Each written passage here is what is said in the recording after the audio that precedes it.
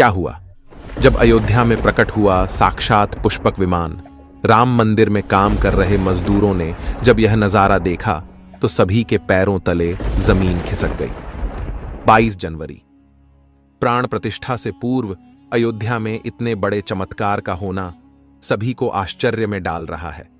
कुछ लोगों ने इसके साक्षात दर्शन किए हैं, जिन्होंने अपनी आंखों देखी जो बताएं, उसे सुनकर आपकी भी रोंगटे खड़े हो जाएंगे। आगे बढ़ने से पहले अगर आप एक सच्चे सनातनी हैं, प्रभु श्री राम को अपना आराध्य मानते हैं, तो इस वीडियो को लाइक करके कमेंट बॉक्स में जय श्री राम जरूर लिखें। दोस्तों, 22 जनवरी 2024 को रामलला अयोध्या के नए भव्य मंदिर में विराजमान होंगे। इस शुभ कार्यक्रम के लिए पूरे देश में निमंत्रण बांटा जा रहा है। शहर से लेकर गांव तक, घर घर अक्षत वितरण में बच्चों से लेकर बड़े तक सहयोग कर रहे हैं। यहां तक कि महिलाएं भी घर घर जाकर अक्षत और श्री राम की अयोध्या की फोटो वितरण कर रही हैं। अयोध्या में राम मंदिर में भगवान रामलल्ला की प्राण प्रतिष्ठा कार्यक्रम की तैयारियां तेजी से की जा रही हैं। इस कार्यक्रम को बेहद भव्य बनाने के लिए कोई कसर नहीं छोड़ी जा रही है। इस बीच राम मंदिर निर्माण का कार्य भी तेजी से किया जा रहा है। मंदिर निर्माण में जो लक्ष्य लिया गया था, उसमें लगभग 80% कार्य हो चुका है। 70 खंभों पर मूर्तिकारी का काम चल रहा है। पिछले दिनों त्योहार की वजह से ये धीमा पड़ गया था, लेकिन अब वो भी तेज गति से पूरा हो जाएगा। निर्माण कार्य जल्द से जल्द पूरा करने के लिए सभी मजदूर रात दिन मेहनत कर रहे हैं। लेकिन 10 जनवरी की रात कुछ ऐसा चमत्कार हुआ जिसे देखकर सभी मजदूरों के होश उड़ गए। जब रात्रि के समय सब मजदूर अपना काम निपटाकर तंबू में सो रहे थे, उसी समय अचानक से उन्हें वहां कुछ हलचल महसूस हुई। सुरेश नाम के एक मजदूर ने जब तंबू से बाहर झांक कर देखा तो उसे राम मंदिर के परिसर कुछ अजीब सी पीली चमकती हुई चीज दिखाई दी। उसने अपने साथियों को जगाना चाहा, लेकिन कोई भी उसके साथ नहीं आया। जब हिम्मत करके सुरेश जब राम मंदिर परिसर में पहुंचा तो वहां का नजारा बहुत चौंकाने वाला था, क्योंकि वहां पर उसे एक बहुत ही दिव्य चमत्कारिक विमान दिखाई दिया, जिसका आकार मोर के समान था, जो दिखने में काफी सुंदर और तेज से परिपूर्ण था, जो कि राम मंदिर परिसर में पिछले क्षेत्र में उतर रहा था। लेकिन उस विमान को नियंत्रित कौन कर रहा था, यह समझ नहीं आ रहा था, क्योंकि उस विमान में इतना तेज था कि सामान्य आंखों से नहीं देखा जा सकता था। लेकिन समझ में कुछ ऐसा आ रहा था मानो स्वयं साक्षात भगवान राम पुष्पक विमान के माध्यम से अयोध्या में उतर रहे हों। सुरेश ने यह चमत्कार अपनी आंखों से देखा, लेकिन अचानक से ही वह बेहोश हो गया, क्योंकि वो उसके तेज को सहन नहीं कर पा रहा था। सुरेश जब सुबह उठा तो वो उसी स्थान पर मौजूद था और उसके साथ ही मंदिर निर्माण कार्य पूरा करने के लिए जा रहे थे। उसने सभी को रोककर रात्रि की सच्चाई बताई, लेकिन सभी उसकी हंसी उड़ा रहे थे। लेकिन सुरेश मन ही मन समझ चुका था कि प्रभु श्री राम अयोध्या आ चुके हैं। यह उसके लिए सौभाग्य था कि उसे इतना सुंदर दृश्य देखने को मिला, जहां शायद उसने साक्षात पुष्पक विमान के दर्शन किए थे, यानी कि प्राण प्रतिष्ठा से पहले अयोध्या प्रकट हुआ साक्षात पुष्पक विमान।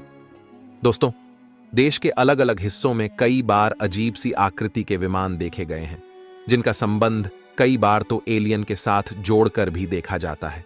यानी कि अयोध्या में उस रात्रि को मोर की आकृति का विमान देखना वास्तव में प्रभु श्री राम का ही कोई संदेश हो सकता है। लेकिन क्या यह विमान सचमुच में पुष्पक विमान है? इसकी आखिर क्या गारंटी है? इसे समझने के लिए हमें पुष्पक विमान के रहस्य को अच्छे से जानना पड़ेगा। आगे हमारे YouTube चैनल महादेव मिरेकल पर आपको पुष्पक विमान का रहस्य बताएंगे, जिसे समझकर आपको यकीन होगा कि अयोध्या में पुष्पक विमान का प्रकट होना कलयुग का सबसे बड़ा चमत्कार है। रामायण पुष्पक विमान का जिक्र है, जो पहले कुबेर के पास था। इसके बाद रावण ने उसे अपने सौतेले भाई कुबेर से लंका समेत बलपूर्वक हथिया लिया था। फिर रावण इसी के जरिए कहीं भी आता जाता था। रावण को हराने के बाद ये विमान श्री राम के पास आ गया। वो जीत हासिल करने के बाद इसी विमान के कहीं जगह होते हुए अयोध्या पहुंचे थे। रावण ने इसी के जरिए पंचवटी आश्रम से सीता का हरण किया था और उन्हें उस पर बिठाकर लंका ले गया था। कहा जाता है कि पुष्पक विमान आज के विमान की तरह था, पुष्पक विमान के जरिए रावण हवाई मार्ग से सफर किया करता था। रावण को मौत के घाट उतारने के बाद उसी विमान के जरिए प्रभु श्री राम, माता सीता और लक्ष्मण लंका से अयोध्या लौटे थे। रामायण में जिस तरह से पुष्पक विमान का जिक्र मिलता है, उससे तो यही लगता है कि ये आज के हवाई जहाज की तरह था, लेकिन तकनीक के मामले में मॉडर्न एरोप्लेन से कहीं आगे था। रामायण के सुंदरकांड के 7वें अध्याय में पुष्पक विमान के बारे में जानकारी मिलती है। पुष्पक विमान की आकृति मोर की तरह थी। ये अग्नि और वायु ऊर्जा से उड़ान भरता था। इसकी तकनीक इतनी उत्कृष्ट थी कि इसका आकार छोटा और बड़ा किया जा सकता था। कहा जाता है कि रावण अपनी पूरी सेना को साथ लेकर इस विमान से उड़ान भर सकता था। पुष्पक विमान अपने चालक की इच्छा के अनुसार गति पकड़ता था। ये मन की गति से उड़ान भर सकता था। विमान में बैठने के लिए कई आसन बने थे। पौराणिक कथाओं के मुताबिक युद्ध के बाद भगवान श्री राम ने विमान का पूजन कर ये दिव्य विमान वापस कुबेर को सौंप दिया। कुबेर ने पुष्पक विमान को भेंट स्वरूप प्रभु श्री राम को दे दिया, जिसके बाद इसी पुष्पक विमान से प्रभु श्री राम, माता सीता और लक्ष्मण अयोध्या पहुंचे। अब दोस्तों, कई हजारों सालों बाद एक बार फिर जब भव्य राम मंदिर का निर्माण हुआ है, तो प्रभु श्री राम अपने भाई लक्ष्मण और मां का सीता के साथ एक बार फिर से अयोध्या धाम पहुंच रहे हैं, वह भी अपने इसी पुष्पक विमान पर, जिसका नजारा वहां के मजदूर अपनी आंखों से देख चुके हैं। रामायण के प्रसंग में कहा गया है कि जब माता सीता को हरण करके रावण ले जा रहा था, तो रास्ते में जटायु ने अपने चोंच से रावण को चोट पहुंचाई थी। उस समय रावण पुष्पक विमान में ही मौजूद था। इसके बाद रावण ने तलवार से जटायु को लहूलुहान कर दिया था। जटायु घायल होकर जमीन पर गिर गए। जब सीता को खोजते हुए राम पेड़, पौधे और पक्षियों से पूछते जा रहे थे, तो रास्ते में घायल जटायु से मुलाकात होती है। मरणासन्न पड़े जटायु ही राम को बताते हैं कि रावण सीता को हरण करके किस दिशा में गया है। लेकिन जब साक्षात प्रभु श्री राम पुष्पक विमान में अयोध्या आ चुके हैं, तो भला उनके परम भक्त जटायु कैसे पीछे रह सकते हैं। अयोध्या में रामलला की प्राण प्रतिष्ठा से पहले जनपद की सीमा में गिद्धों का झुंड दिखाई दिया है। स्थानीय लोग इसे गिद्धराज जटायु से जोड़कर देख रहे हैं। वे इसे शुभ संकेत भी मान रहे हैं। मिल्कीपुर तहसील क्षेत्र के गांव धरोली में पिछले 10-12 दिनों से गिद्धों का झुंड वास कर रहा था। हालांकि उस गांव से गिद्ध उड़ गए हैं, लेकिन अयोध्या की सीमा में यहां वहां दिखाई दे रहे हैं। गांव वालों का कहना है कि पिछले 20 वर्षों से हम लोगों ने इलाके में गिद्ध नहीं देखे। अब जब राम मंदिर बन रहा है, तो इस गांव में लगभग 50 की संख्या में गिद्ध आकाश में दिखाई दे रहे हैं। उनमें से 10-12 गिद्ध गांव में ही सेमल के पेड़ पर वास कर रहे थे। गिद्धों के दिखने की घटना को ज्यादातर लोग राम से जोड़कर देख रहे हैं और शुभ संकेत भी मान रहे हैं। 22 जनवरी को होने वाले प्राण प्रतिष्ठा के समारोह में देश के प्रधानमंत्री नरेंद्र मोदी ने देश विदेश की कई महान हस्तियों को निमंत्रण दिया है। लेकिन आपको जानकर हैरानी होगी, नेपाल में भी कुछ विशेष लोगों को समारोह में आने का निमंत्रण दिया गया है। इसके पीछे का रहस्य जानकर आपके भी होश उड़ जाएंगे, क्योंकि नेपाल को भगवान श्री राम का ससुराल कहा जाता है। क्योंकि नेपाल एक समय पर जनकपुर धाम था, जहां के राजा थे राजा जनक, और उनकी पुत्री मां सीता वहीं पर भूमि में से प्रकट हुई थी। जनकपुर धाम, जिसे मिथिला भी कहा जाता था। मिथिला संस्कृति में यह मान्यता है कि जब बेटी का गृह प्रवेश होता है, तो उसके मायके से तोहफा और अन्य सामग्री भिजवाई जाती है। इसी परंपरा के मुताबिक जब प्रभु राम का मंदिर में गृह प्रवेश होगा, तो सीता जी की ओर नेपाल से अयोध्या उपहार आ रहे हैं, जिसे भार यात्रा का नाम दिया गया है।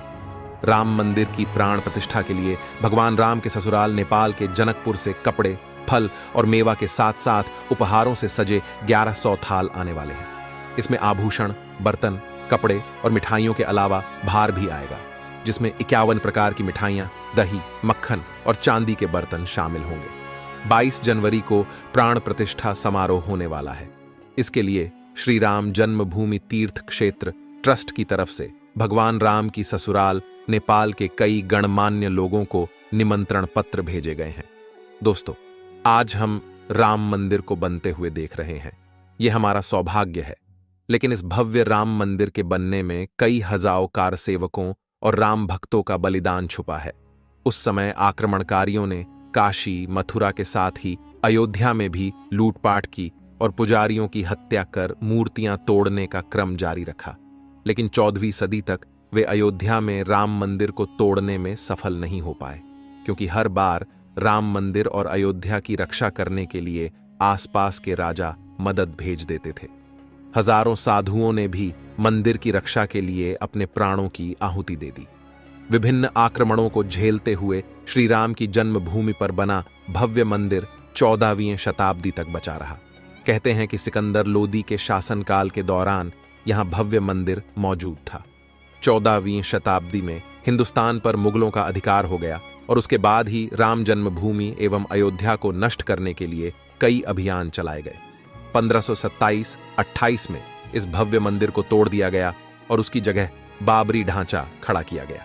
कहते हैं कि मुगल साम्राज्य के संस्थापक बाबर के एक सेनापति ने बिहार अभियान के समय अयोध्या में श्री राम के जन्म स्थान पर स्थित प्राचीन और भव्य मंदिर को तोड़कर एक मस्जिद बनवाई थी। 19 जनवरी 1885 को हिंदू महंत रघुबीर दास ने पहली बार इस मामले को फैजाबाद के न्यायाधीश पम हरिकिशन के सामने रखा था।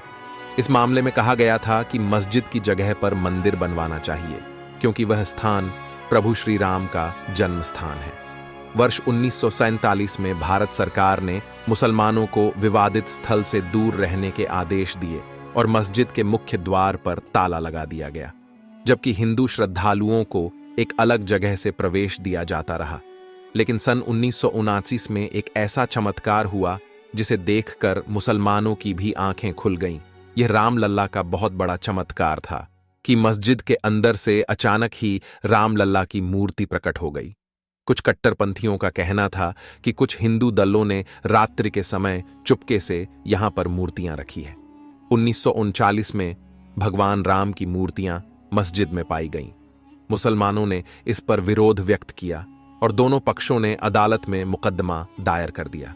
सरकार ने इस स्थल को विवादित घोषित करके ताला लगा दिया। 30 अक्टूबर 1990 को हजारों राम भक्तों ने मुख्यमंत्री मुलायम सिंह यादव द्वारा खड़ी की गईं अनेक बाधाओं को पार कर अयोध्या में प्रवेश किया और विवादित ढांचे के ऊपर भगवा ध्वज फहरा दिया। लेकिन 2 नवंबर 1990 को मुलायम सिंह यादव ने कारसेवकों पर गोली चलाने का आदेश दिया, जिसमें सैकड़ों राम भक्तों ने अपने जीवन की आहुतियां दी। सरयू तट राम भक्तों की लाशों से भर गया था। इस नृशंस हत्याकांड के बाद अप्रैल 1991 को उत्तर प्रदेश के तत्कालीन मुख्यमंत्री मुलायम सिंह यादव को इस्तीफा देना पड़ा। उस समय कोठारी बंधुओं के बलिदान की चर्चा खूब रही। दिसंबर 1992 को जब विवादित ढांचा गिराया गया, उस समय राज्य में कल्याण सिंह की सरकार थी। उस दिन सुबह करीब 10:30 बजे हजारों लाखों की संख्या में कारसेवक पहुंचने लगे।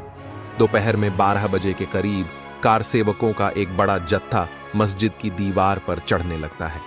लाखों की भीड़दाश को संभालना सभी के लिए मुश्किल हो गया। दोपहर के 3:40 पर पहला गुंबद भीड़ ने तोड़ दिया और फिर 5 बजने में जब 5 मिनट का वक्त बाकी था, तब तक पूरे का पूरा विवादित ढांचा जमींदोज हो चुका था। भीड़ ने उसी जगह पूजा अर्चना की और रामशिला की स्थापना कर दी। मुख्यमंत्री कल्याण सिंह का साफ आदेश था कि कारसेवकों पर गोली नहीं चलेगी। इस महान कल्याण सिंह जी को हम शाश्वत प्रणाम करते हैं। दोस्तों, राम मंदिर को बनता हुआ देखना सौभाग्य है, लेकिन जब भी हम इसके पीछे हजारों हिंदुओं का बलिदान देखते हैं तो हमारी आंखें नम हो जाती हैं। इस पूरी वीडियो को देखने के बाद आक्रमणकारियों के लिए आपकी क्या विचार है, इसे कमेंट बॉक्स में जरूर बताइएगा। हमारे महान शहीदों के लिए आपकी श्रद्धांजलि नीचे कमेंट बॉक्स में जरूर दीजिएगा। कोई भी बात अच्छी लगी हो तो लाइक जरूर करें और हमेशा ऐसे सत्य चमत्कारी घटनाएं देखने के लिए हमारे चैनल को सब्सक्राइब करके आप बेल आइकन को प्रेस कर लें। अभी के लिए आप सभी दर्शकों को हर हर महादेव।